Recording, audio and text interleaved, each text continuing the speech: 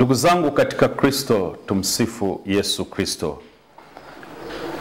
Na kuleteni tafakari hii. Tafakari hii ni novena ya Pentekoste. Tunafahamu kwamba baada ya Yesu kufuka alikaa na wafuasi wake akiwa anawatokea kwa namna mbalimbali kwa siku 40. Na siku ya 40 akawa amepaa mbinguni, na huwa tunasherehekea sherehe ya kupaa kwa Bwana. Sasa Yesu pale kabla ya kupaa aliwaambia wafuasi wake wasitoke Yerusalemu, wabaki Yerusalemu mpaka atakapokuwa amewatumia Roho Mtakatifu ambaye atawaimarisha, atawakumbusha yote aliyowafundisha, atawapa faraja na kadhalika.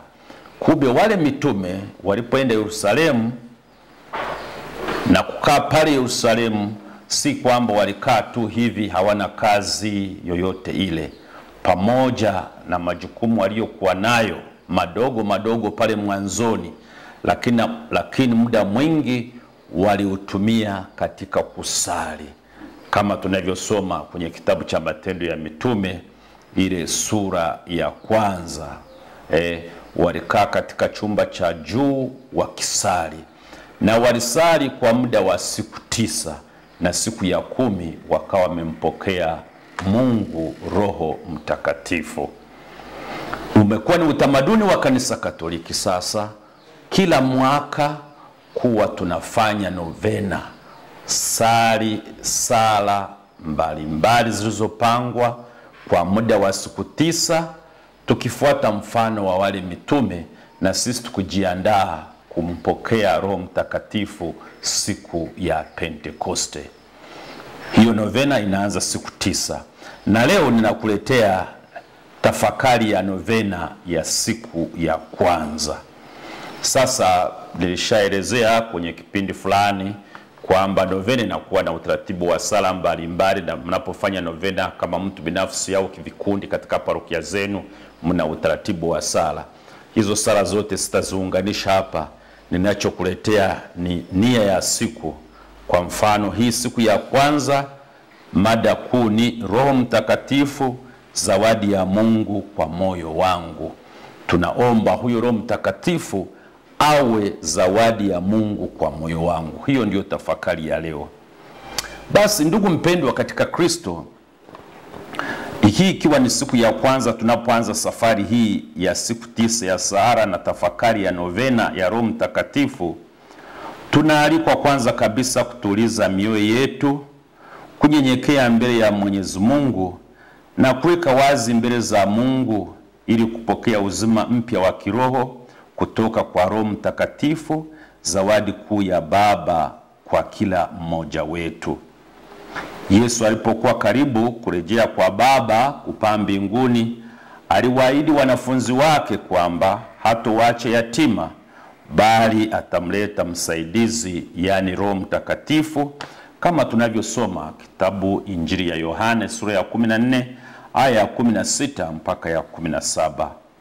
Huyu ndiye Roho wa Mungu anayekuja kuishi ndani yetu, kutufariji, kutuongoza, kutufundisha, kutushuhudia ndani yetu kuwa sisi ni watoto wa Mungu. Katika kipindi cha novena siku hizo 9, tunaitwa sio tu kusali, bali kufungua mioyo yetu kikamilifu ili kumpokea Roho huyu wa Mungu kama zawadi ya uzima, zawadi ya upendo, zawadi ya nguvu na ya utakatifu.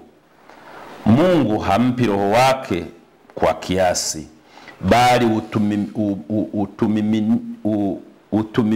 umiminwa kwa wingi kwa wale wanaomlilia kwa unyenyekevu na imani. Luka sura ya 11 aya ya 13.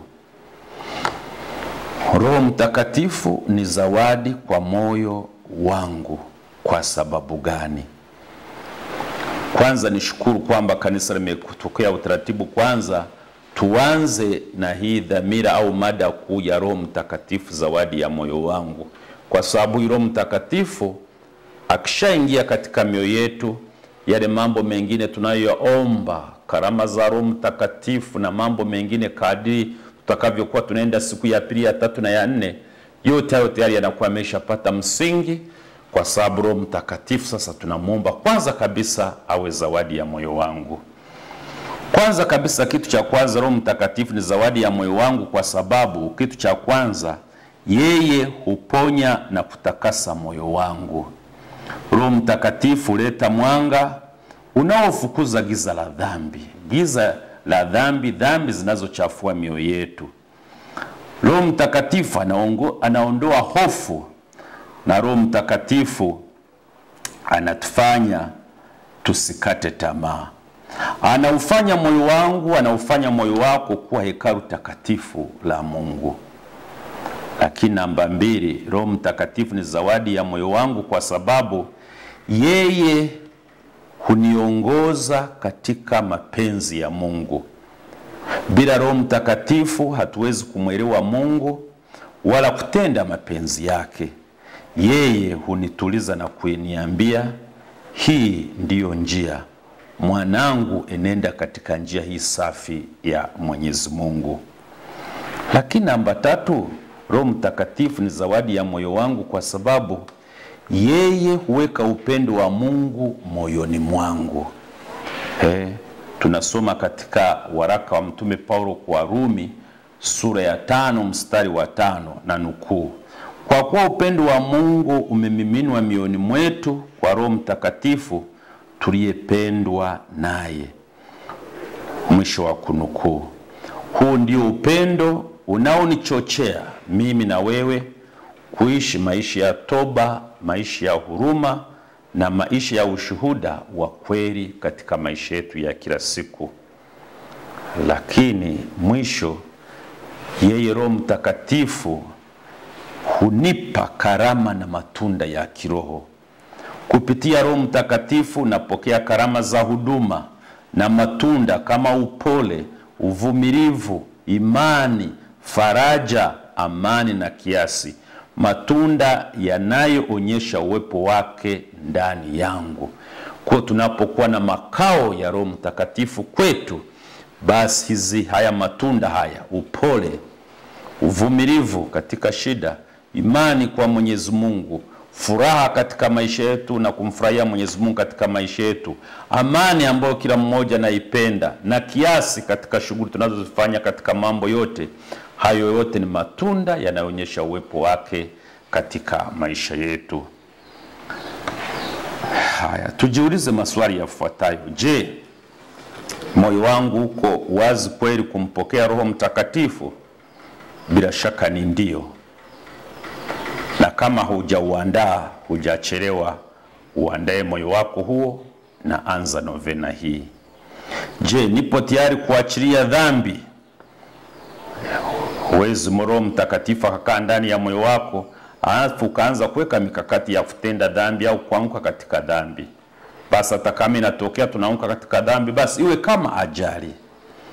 Na je, naweza kumwalika Roho Mtakatifu si kama mgeni bali kama mkaaji wa kudumu moyoni mwangu? Roho Mtakatifu asiwe kama mgeni. Mgeni anakuja siku moja, siku mbili anarudi kwao, au anaendelea na safari yake.